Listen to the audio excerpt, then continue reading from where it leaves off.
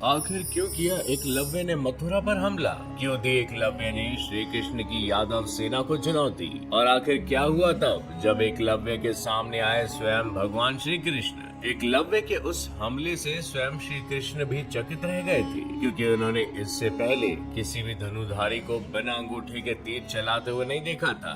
उस दिन युद्ध में एकलव्य बिना अंगूठे के तीर चलाते हुए पूरे यादव सेना का संहार करता चला जा रहा और एकलव्य को अच्छे अच्छे धनुधारी भी नहीं हरा पा रहे थे। एकलव्य बिना अंगूठे के मात्र 2 उंगलियों से वो पराक्रम दिखा रहा था, जिसे देख स्वयं श्री कृष्ण भी हैरान थे। और फिर वो हुआ जिसने एकलव्य को इतिहास में सदा के लिए अमर कर दिया। तो आखिर क्या निकला एकलव्य और श्री कृष्ण के उस युद्ध का परिणाम, और आखिर कैसे श्री कृष्ण ने मथुरा की रक्षा की? जानने के लिए इस वीडियो को अंत तक देखिएगा, लेकिन वीडियो शुरू करने से पहले जय श्री कृष्ण कमेंट करना बिल्कुल मत भूलिएगा।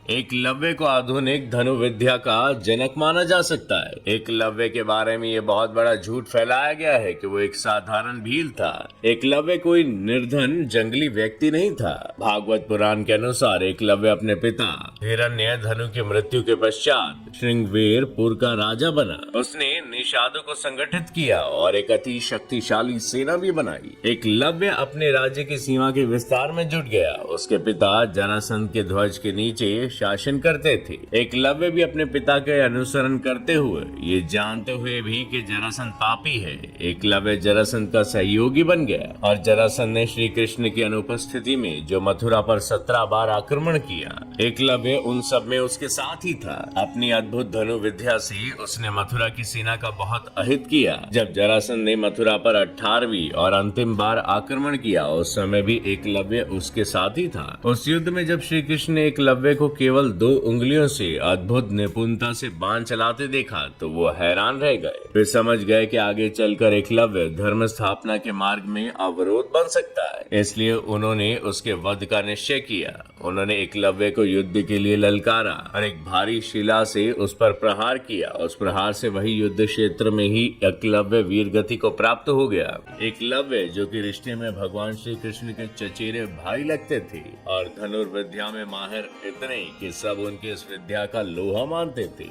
चचेरे भाई होने के बावजूद एकलव्य समझते थे श्री कृष्ण को अपना दुश्मन। हरिवंश पुराण के हरिवंश पर्व अध्याय 34 के अनुसार महाभारत काल में प्रयाग के तटवर्ती प्रदेश में श्रृंगवेरपुर नाम के राज्य के ब्राह्मण मिलते हैं, जहाँ निषाद राज हिरण्यधनु का पूरा साम्राज्य था। और मान्यता के अनुसार एकलव्य को स्वयं भगवान श्री कृष्ण ने निषाद राजा को सौंप दिया था। तो वहीं गुरु द्रोणाचार्य और एकलव्य को लेकर एक खास प्रसंग हमें जानने को मिलता है। जब गुरु द्रोणाचार्य हस्तिनापुर के राजकुमारों को धनुर्विद्या की शिक्षा देने आरंभ कर रही थी, तो तभी एक दिन द्रोणाचार्य की भेंट एकलव्य से हुई। एकलव्य ने गुरु द्रोणाचार्य से शिक्षा देने को कहा, लेकिन तब गुरु द्रोणाचार्य ने एकलव्य को शिक्षा देने से इनकार कर दिया, क्योंकि वो अपने वचन से बाधित थे, क्योंकि उन्हें सिर्फ और सिर्फ हस्तिनापुर के राजकुमारों को ही धनुर्विद्या सिखाने का प्रावधान था। गुरु द्रोणाचार्य के इनकार करने के बाद एकलव्य ने द्रोणाचार्य की मूर्ति बनाई और उस मूर्ति को गुरु मानकर धनुर्विद्या का अभ्यास करने लगा।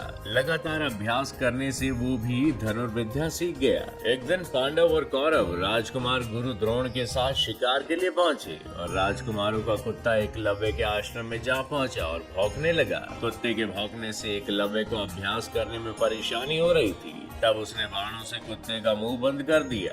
एकलव्य ने इतनी कुशलता से बाण चलाए थे कि कुत्ते को बाणों से किसी प्रकार की चोट नहीं लगी। गुरु द्रोण ने देखा तो वो धनुर्विद्या का ये कौशल देखकर दंग रह गए। गुरु द्रोण को लगा कि एकलव्य अर्जुन से श्रेष्ठ बन सकता है।